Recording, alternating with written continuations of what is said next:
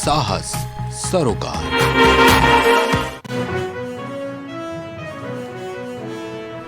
योगी सरकार की cabinet meeting आज। मीटिंग के बाद यूपी सरकार ले सकती है बड़े निर्णय।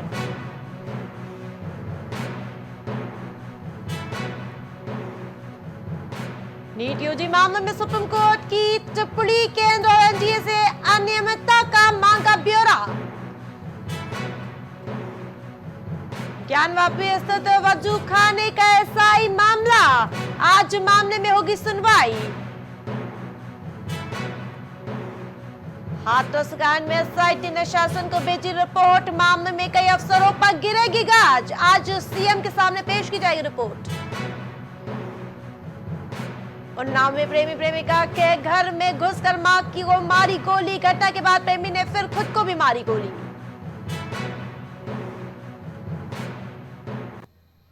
नमस्कार, आप देख रहे हैं प्राइम टीवी, मैं हूं आपके साथ आरती तिवारी। उत्तर प्रदेश सरकार आज कुछ बड़े फैसले ले सकती है। आज अहम कैबिनेट की बैठक होने वाली है, जहां होने वाली कैबिनेट की मीटिंग में गोरखपुर बरेली में पुलिस कमिश्नरेट सिस्टम लागू करने पर फैसला हो सकता है।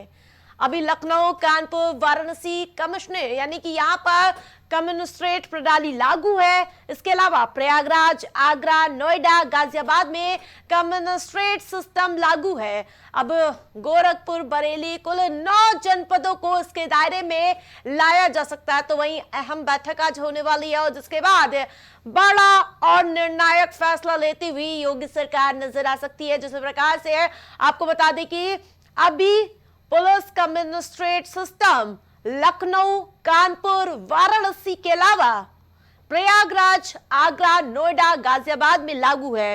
तो वहीं आज के फैसले में गोरखपुर, बरेली समेत कुल 9 जनपदों को इसके दायरे में लाया जा सकता है। जिस प्रकार से प्रशासनिक व्यवस्था को दुरुस्त करने के लिए योगी सरकार लगातार प्रतिबद्ध नजर आ रही है, और इस बीच आज बेहद ही अहम बैठक होगी। बैठक के बाद माना जा रहा है कि योगी सरकार कई अहम फैसले ले सकती है। उन्हीं फैसलों में से एक ये होगा कि कमिश्नरेट सिस्टम गोरखपुर, बरेली में लागू हो सकता है। वहीं आपको बता दें कि अभी तक लखनऊ, कानपुर, वाराणसी के अलावा प्रयागराज, आगरा, नोएडा, गाजियाबाद में कमिश्नरेट सिस्टम लागू है। वहीं अब ये माना जा रहा है कि आज मंगलवार को योगी कैबिनेट की बैठक होगी। कैबिनेट में कई प्रस्तावों पर चर्चाएं होंगी और उसके बाद माना जा रहा है कि गोरखपुर, बरेली के कुल 9 जनपदों को कमिश्नरेट व्यवस्था में यानी कि इस दायरे में लाया जाएगा।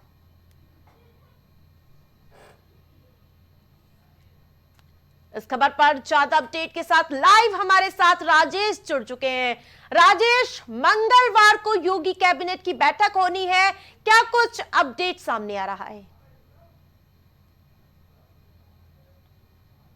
राजेश, आज बिल्कुल आज मंगलवार है और आज योगी कैबिनेट की बैठक होने वाली है और इस बैठक में कई बड़े फैसले लिए जा सकते हैं। आपको बता दें सबसे पहला प्रस्ताव होगा वो गोरखपुर और बरेली को कमिश्नरेट में जोड़ना। सबसे बड़ी बात यह है कि गोरखपुर और बरेली में कमिश्नरेट सिस्टम लागू करना आज से लागू हो जाएगा।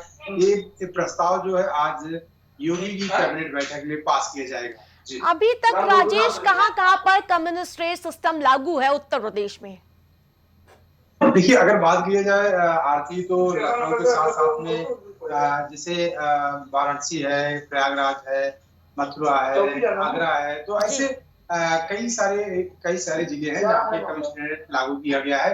उसके अलावा आपको बता दें कि अब जो 2 नए जिले हैं जिसमें गोरखपुर और बरेली शामिल किया गया है, गोरखपुर बरेली में भी कमिश्नरेट सिस्टम लागू किया गया है और वहां पे अब जो है कमिश्नर बैठेगा, जो अब सारी पूरे जिले की जो कमान है वो कमिश्नरेट के हाथ में होगी, कमिश्नर के हाथ में होगी। राजेश, जिस प्रकार से योगी सरकार प्रशासनिक व्यवस्था को लेकर लगातार प्रतिबद्ध नजर आती है, अगर गोरखपुर, बरेली समेत जो अन्य जिले हैं, अगर वहां पर कमिश्नरेट व्यवस्था लागू हो जाती है तो कितनी चाक चौबंद व्यवस्था देखने को मिलेगी? बिल्कुल बिल्कुल आरती, अगर बात की जाए गोरखपुर और बरेली में, तो जिस तरीके से योगी सरकार कमिश्नरेट वहां पे व्यवस्था लागू कर रही है, तो जाहिर सी बात है कि कमिश्नरेट व्यवस्था से कहीं कहीं देखा जाए तो सुरक्षा व्यवस्था को लेकर या ऐसे तमाम जो अपराध होते हैं उन सारे अपराधों पर अंकुश लगाने का काम योगी सरकार जो है कमिश्नरेट बनाकर करने वाली है। जिससे आपको बता दें कि कमिश्नरेट ऐसी व्यवस्था, ऐसी प्रणाली हो जाती है जिसके द्वारा वहां पर उस जिले में अपराध जी पर बिल्कुल अंकुश लगाना में कामयाबी बिल्कुल हासिल होती राजेश, जिस प्रकार से आज योगी कैबिनेट की बैठक भी होने वाली है, किन प्रस्ताव पर मुहर लग सकती है? है। देखिए आरती, अगर बात की जाए तो योगी सरकार की जो आज कैबिनेट बैठक होने जा रही है, तो उसमें सबसे बड़ा प्रस्ताव, सबसे बड़ा मुद्दा यही है गोरखपुर और बरेली को कमिश्नरेट व्यवस्था में लागू करना।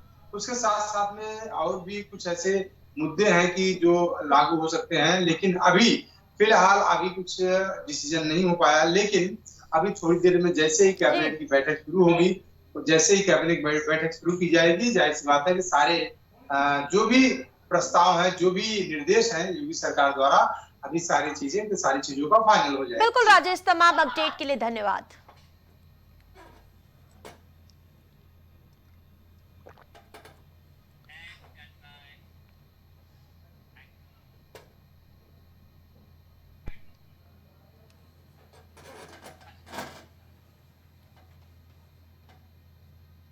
नीट परीक्षा पेपर लीक को लेकर सुप्रीम कोर्ट में सुनवाई हुई और इस दौरान सर्वोच्च अदालत ने यानी कि एनटीए परीक्षा में गड़बड़ी को लेकर एनटीए को एक बार फिर से जिम्मेदार ठहराया और इसके अलावा एनटीए से अनियमितता का ब्यौरा मांगा है। वहीं दोबारा परीक्षा पर फैसले से पहले एनटीए और केंद्र से कई सवाल पूछे गए हैं। सुप्रीम कोर्ट ने सोमवार को कहा है कि अगर नीट यूजी 2024 मेडिकल प्रवेश परीक्षा की सत्यनिष्ठा से समझौता हुआ है और इसका परिणाम प्रश्न पत्र सोशल मीडिया के माध्यम से लीक हुआ, तो दोबारा परीक्षा कराने पर विचार किया जाना चाहिए। वहीं पीठ का नेतृत्व कर रहे सीजेआई यानी कि सुप्रीम कोर्ट के मुख्य न्यायाधीश डीवाई चंद्रचूड़ ने आगे कहा कि अगर लीक टेलीग्राम, व्हाट्सएप या इलेक्ट्रॉनिक माध्यमों जैसे प्लेटफॉर्म के माध्यम से हुआ है तो ये तेजी से फैल सकता है।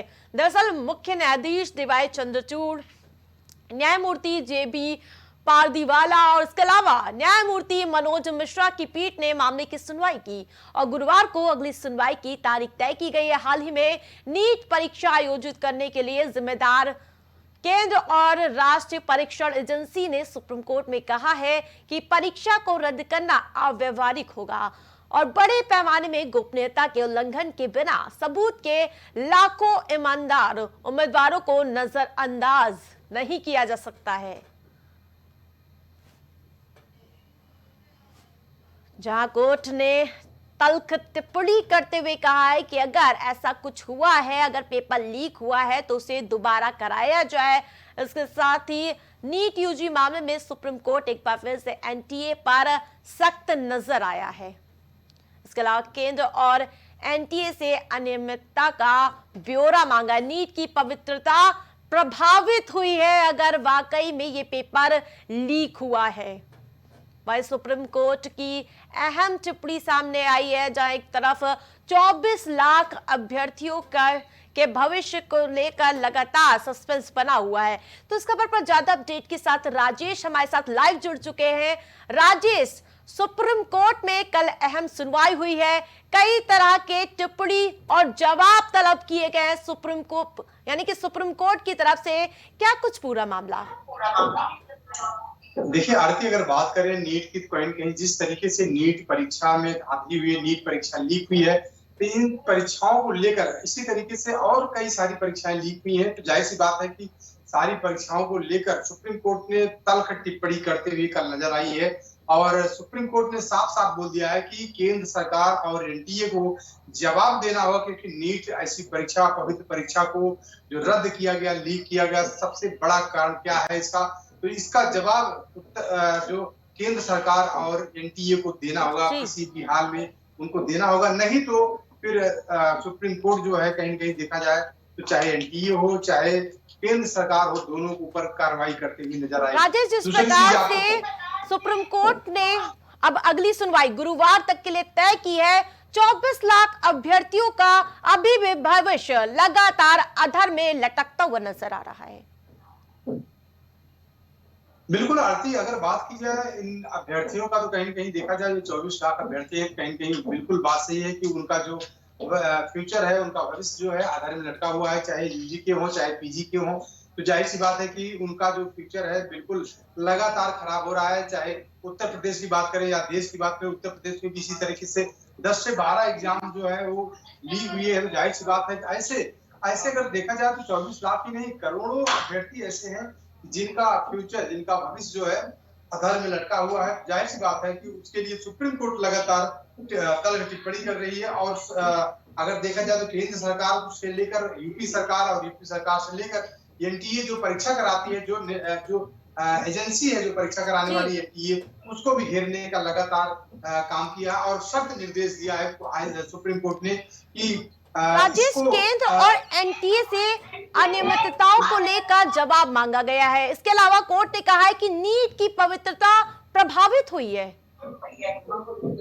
बिल्कुल आरती, जिस तरीके से सुप्रीम कोर्ट ने आरोप लगाया, कहीं कहीं सुप्रीम कोर्ट ने सीधे सीधे केंद्र सरकार और एनटीए पर आरोप लगाया है कि इनमें अनियमितता पाई गई है। उसके साथ साथ में सुप्रीम कोर्ट ने यह भी कहा कि नीट की जो पवित्रता थी, नीट ऐसी जो एक ऐसी परीक्षा होती है जो ऑल इंडिया लेवल पे होती है और इसमें किसी भी तरह का लीक का या किसी भी तरह की धोखाधड़ी या फर्जीवाड़े की गड़बड़ी का कोई भी आशंका नहीं होती है। इसलिए सुप्रीम कोर्ट ने सीधा सीधा नीट को पवित्र बताया है कि नीट की पवित्रता को खत्म किया गया है। तो जाहिर सी बात है कि इसको जवाब देने के लिए केंद्र सरकार और एनटीए जो एजेंसी है जो परीक्षा कराई थी, इन दोनों को जवाब देना पड़ेगा सुप्रीम कोर्ट को। बिल्कुल राजेश, तमाम अपडेट के लिए धन्यवाद। तो लगातार सुप्रीम कोर्ट मामले में सख्त नजर आ रहा है, लगातार केंद्र और एनटीए से जवाब तलब करते हुए सुप्रीम कोर्ट नजर आ रहा है।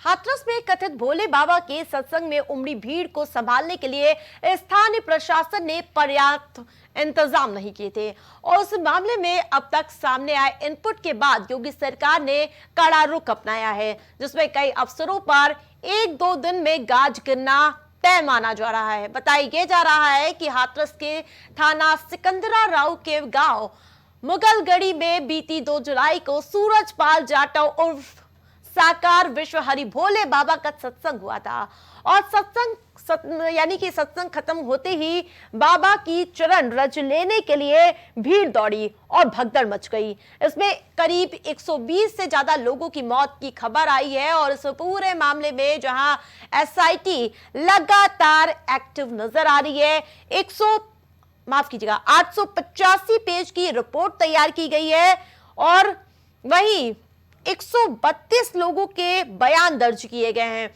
वहीं माना जा रहा है कि आज सीएम योगी को मामले की रिपोर्ट दी जाएगी और उसके बाद यह माना जा रहा है कि गाज गिरना तय है।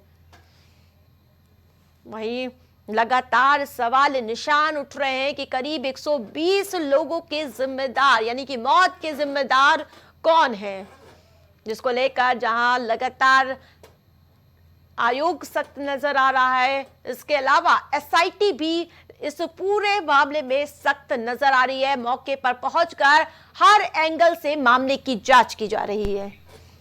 ज्यादा अपडेट के साथ हमारे साथ संवाददाता कलीम लाइव जुड़ चुके हैं। कलीम, जिस प्रकार से 855 पेज की रिपोर्ट है, 132 लोगों के बयान दर्ज किए गए हैं, क्या लगता है इस पूरे मामले में बड़ी गाज गिर सकती है?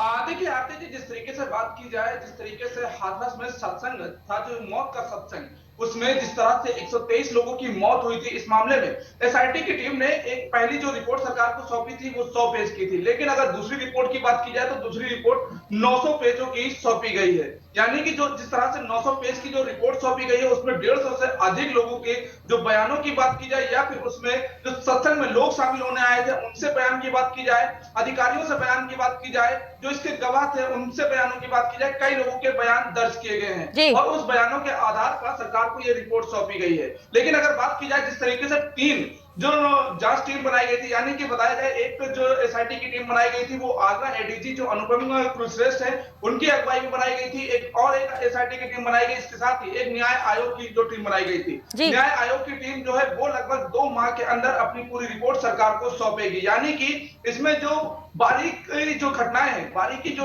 लापरवाहियां रही हैं, उन सभी आधार पर जो सरकार को रिपोर्ट सौंपेगी। उसके बाद जो वहां पर जो गाज गिरने की बात की जाए वो कहीं ना कहीं गाज गिरेगी। लेकिन अगर इस मामले को बात की जाए बाबा के खिलाफ कार्रवाई को लेकर के, तो जो आक्रोश था वो आक्रोश भी अब लोगों में कहीं ना कहीं बढ़ता जा रहा है। बिल्कुल कलीम, बाबा के खिलाफ लगातार आक्रोश देखने को मिल रहा है, लेकिन सबसे बड़ा सवाल यही उठ रहा है कि बाबा के रहस्य लोक पर कब गाज गिरती हुई नजर आएगी।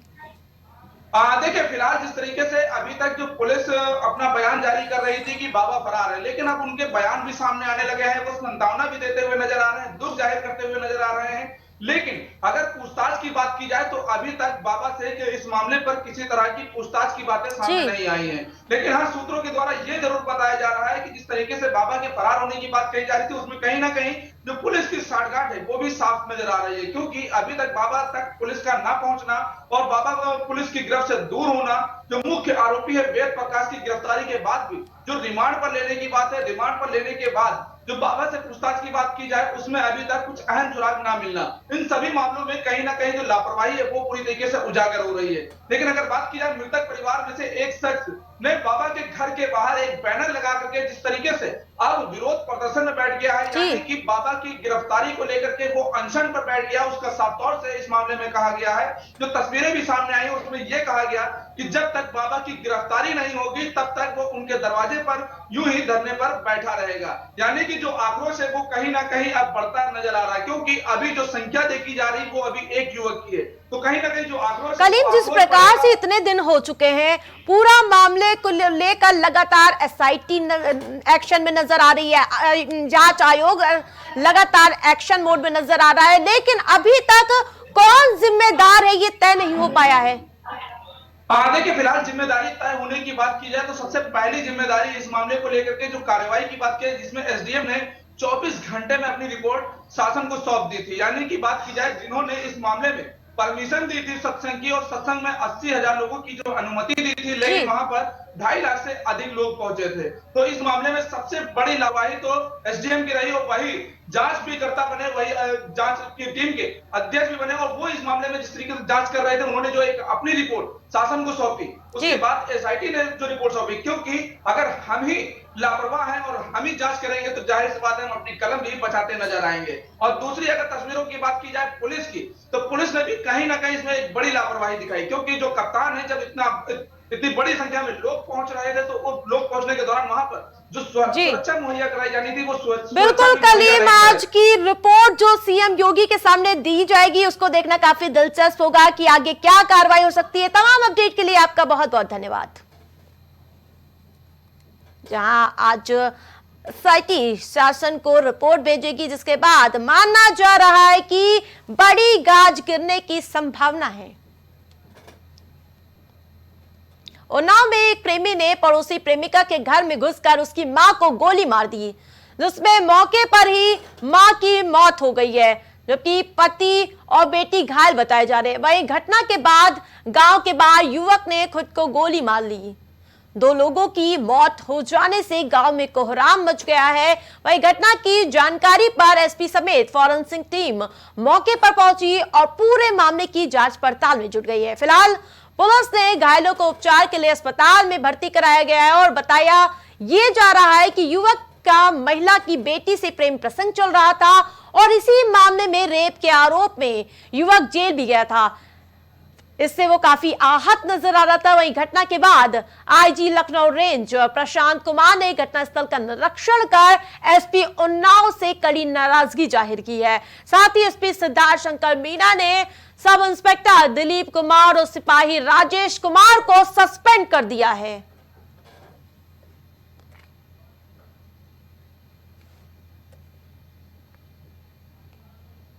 प्रेम प्रसंग के मामले को लेकर 2 लोगों की जान चली गई है। वहीं गोलीकांड में 2 लोगों की मौत की सूचना सामने आ रही है, जहां प्रेमी ने प्रेमिका के घर पे घुसकर मां को पहले गोली मारी और उसकी हत्या कर दी और उसके बाद खुद को भी गोली से उड़ा दिया। तो वहीं इस पूरे मामले में डीआईजी रेंज सख्त नजर आ रहे हैं और साथ ही प्रशांत कुमार ने निरीक्षण किया घटनास्थल का। एसपी उन्नाव से कड़ी नाराजगी जाहिर की है और साथ ही एसपी सिद्धार्थ शंकर मीना ने सब इंस्पेक्टर दिलीप कुमार और सिपाही राजेश कुमार को मामले में सस्पेंड कर दिया है।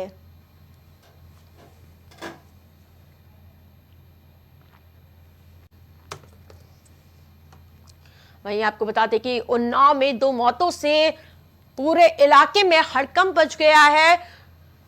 उन्नाव में ये प्रेम प्रसंग का खुलकर मामला सामने आता हुआ नजर आया। इससे पहले रेप के आरोप में आरोपी पहले जेल गया था। वो जैसे ही जेल से बाहर आया उसने प्रेमिका के घर पर पहुंचकर पहले उसकी मां को गोली मारी और फिर खुद को भी गोली से उड़ा दिया। तो वहीं इस पूरे मामले में पुलिस प्रशासन भी सख्त नजर आए। डीआईजी रेंज प्रशांत कुमार ने कड़ी नाराजगी जाहिर की है। वहीं घटनास्थल का दौरा भी किया।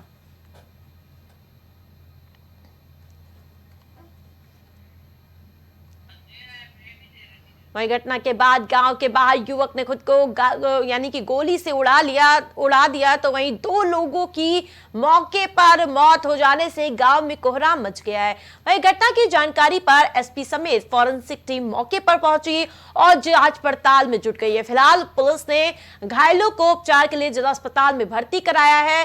बताया ये जा रहा है कि युवक का महिला की बेटी से प्रेम प्रसंग चल रहा था।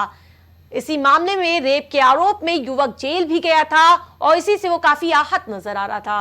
वहीं घटना के बाद आईजी लखनऊ रेंज प्रशांत कुमार ने घटना स्थल का निरीक्षण कर एसपी उन्नाव से कड़ी नाराजगी जताई है।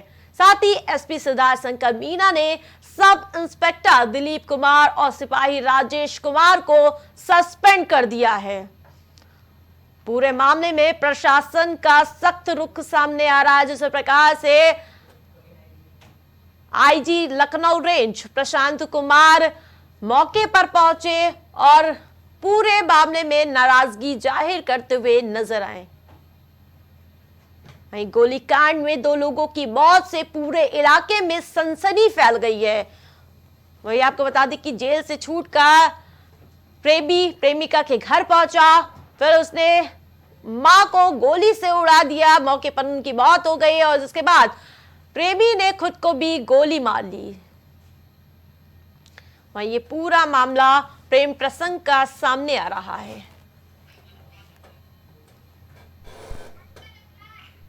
इस खबर पर ज्यादा अपडेट के साथ उन्नाव से संवाददाता मोहम्मद अब्बास हमारे साथ लाइव जुड़ चुके हैं। अब्बास, जिस प्रकार से प्रेमी ने प्रेमिका की मां को पहले गोली मारी फिर खुद को भी गोली से उड़ा लिया, क्या कुछ पूरे मामले में अपडेट खुलकर सामने आ रहा है?